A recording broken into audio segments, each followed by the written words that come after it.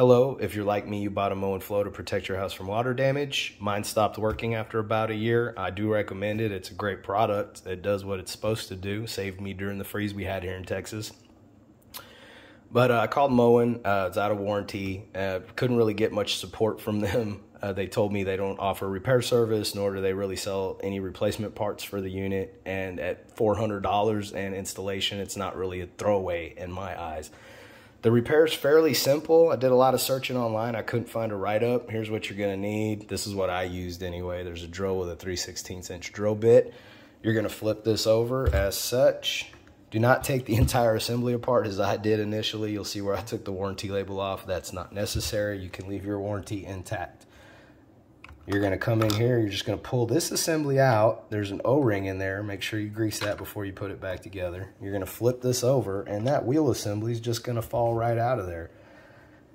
You can see the magnets embedded in this injection molded part. This probably cost Moen a couple of dollars to make. They really could sell this as a replacement part for, even for 25 bucks, I'd have bought it.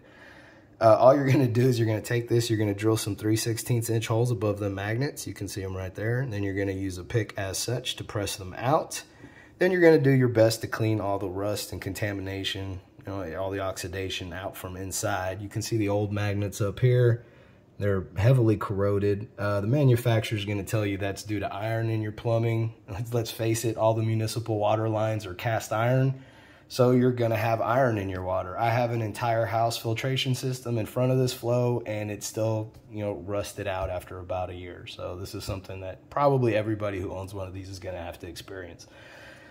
So what I did is I pressed the new magnets in. I bought some 388 electronics grade silicone. Just make sure it's non-corrosive. Doesn't have to be this brand. You can buy this on Amazon. What I'm gonna do with that is I'm gonna come into the back here and I'm gonna coat the bottom of those magnets with silicone to make sure that they're nice and watertight. I'll probably use a marine grade epoxy. You can pick that up at the big box store on these two small holes that I drilled. That's the direction the water flows. There's gonna be a lot of water on top of that at all times.